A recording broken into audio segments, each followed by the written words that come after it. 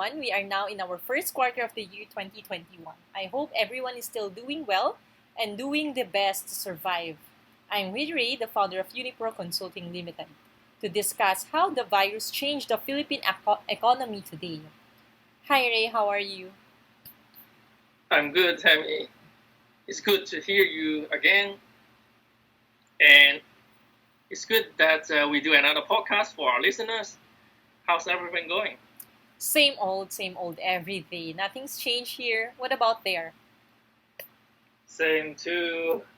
I mean, the whole world is already talking about the virus every day. It's actually quite exhausting to hear sad news from all over the world. And yet, we are here discussing the same issue that the world is currently facing. When will this all end? Yeah, I know. I have the same feelings as yours. I would like to discuss this world issue or the Philippine economy issue because it has a domino effect. Everything is affected emotional and physical effects on the people and the business, of course. As much as I don't want to talk about this, I think this would probably help our listeners to enlighten them despite the things that are happening in the world. But don't worry, we will be positive in this podcast. Well, sounds great. Positivity is very important. Even if you feel that you've been carrying all the weight in the world, positivity can really help us with what we feel. It can actually lift up your spirits. And no matter how heavy the challenge you've been carrying, it's important to stay positive to yourself and to everyone around you. Well, it's really hard to stay positive depending on what problem you have. Maybe it's easier said than done. Yes, you got your point, but that's the only thing we can do as of now, and I'm sure it will really help a lot. Well, maybe. All right. Anyway, why are we discussing these things over and over again? Simply because we want to help people, small business or startup business. Our company is not only helping entrepreneurs manage their business, but to build their business as well. That's right. After all, our podcast goal is to help entrepreneurs or start up businesses build and grow their businesses.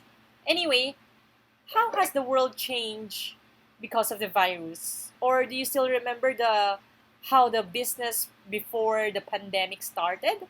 As I remember, all stores are open. All borders are open as well to tourists. Everyone's happy. True, physical business was great. Shoppers, tourists, businessmen traveling for business were here and there. Oh no, I miss those days when everything was normal. And now most physical shops are forced to close down. That's sad. Right, economy was great back then.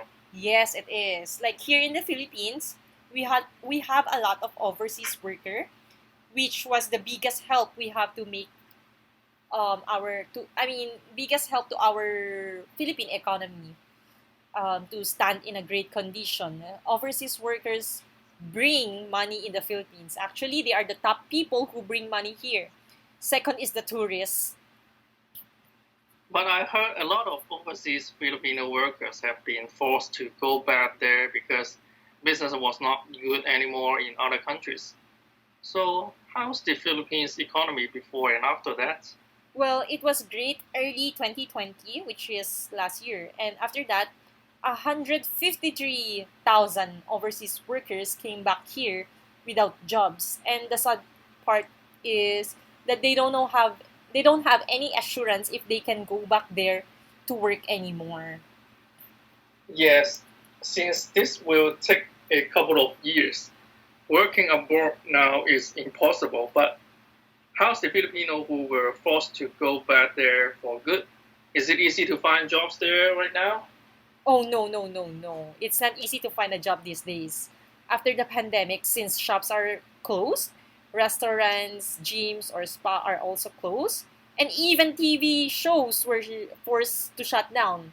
A lot of people really don't have a job right now. So it's impossible to get hired these days. So if you have a job, you are lucky. True, I'm sure that everyone is going through a very hard time now. Yes, for sure. What's good about Filipino is that they are happy-go-lucky people. Most of them get depressed for a while, but they stand up and think of how to survive. They will do everything, as in everything to earn and get back on track. And we call it madiskarte. That's a Tagalog word. This cut, Yeah, correct? yeah. Okay, that sounds fun. If that's the case, and that's what we mentioned a while ago, positivity, as I said, it can help you a lot by just having a positive attitude. True. Honestly, online selling here before the pandemic is not too boom or not too popular.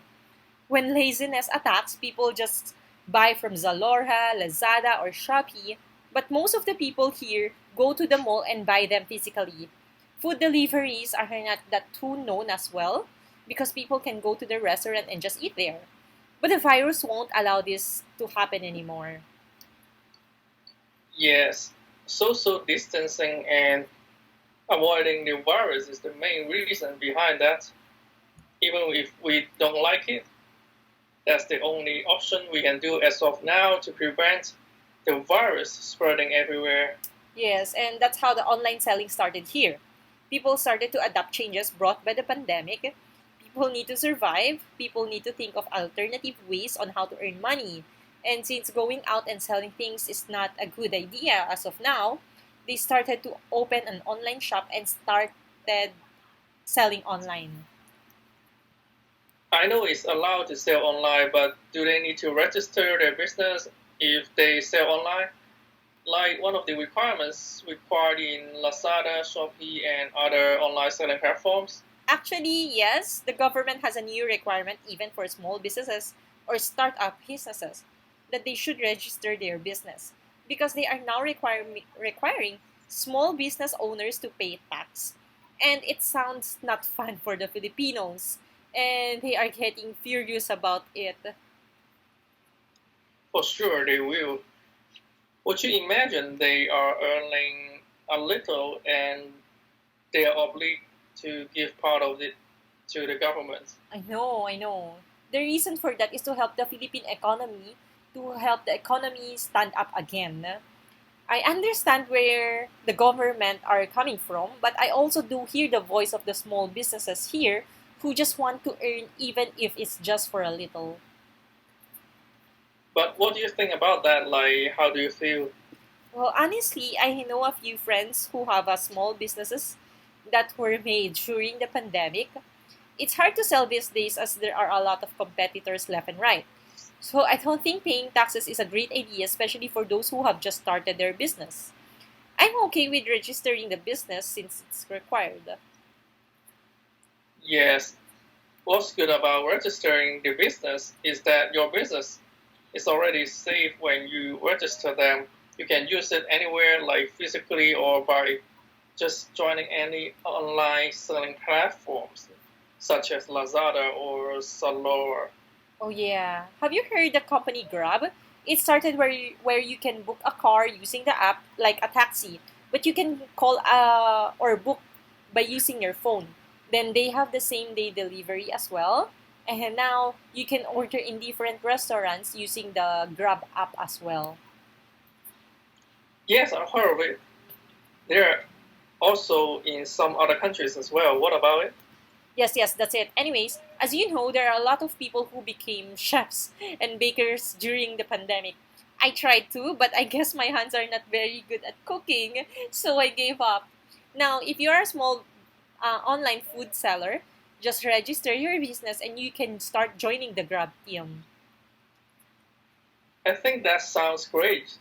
Since you mentioned that online selling is now the top business there, it's a good idea now to sell your products everywhere. In that case, your market is big. So registering your business will help you grow big. Definitely, yes. That's why in all our podcasts, we are convincing startup business and entrepreneurs to register their business because that is one step closer to becoming big. I would like to add that once your company is registered, people will be more likely to trust you. Oh yeah, true, true. I don't like to say this, but there are a lot of scammers here. But once your company is registered, people will actually trust you. Actually, when you mention paying tax when you register your company in Hong Kong, you can have an offshore claim, but it will still depend on your company. But at least you can try claiming it offshore. But which one goes first? Register your brand or register your company? Or can do both at the same time? Well, you can do both at the same time. Oh, okay. That's nice. So, to our listeners, don't be afraid to do what you need to do. Do the right thing. Doing business is not easy as one, two, three. You have to work hard and put your heart in the business. That's right. A wise man once said, to be successful, you have to have your heart in your business. And your business is in your heart. And that's for now. Thanks, Terry. Thanks, Ray, and to our listeners, have a good day, everyone. Bye. Bye.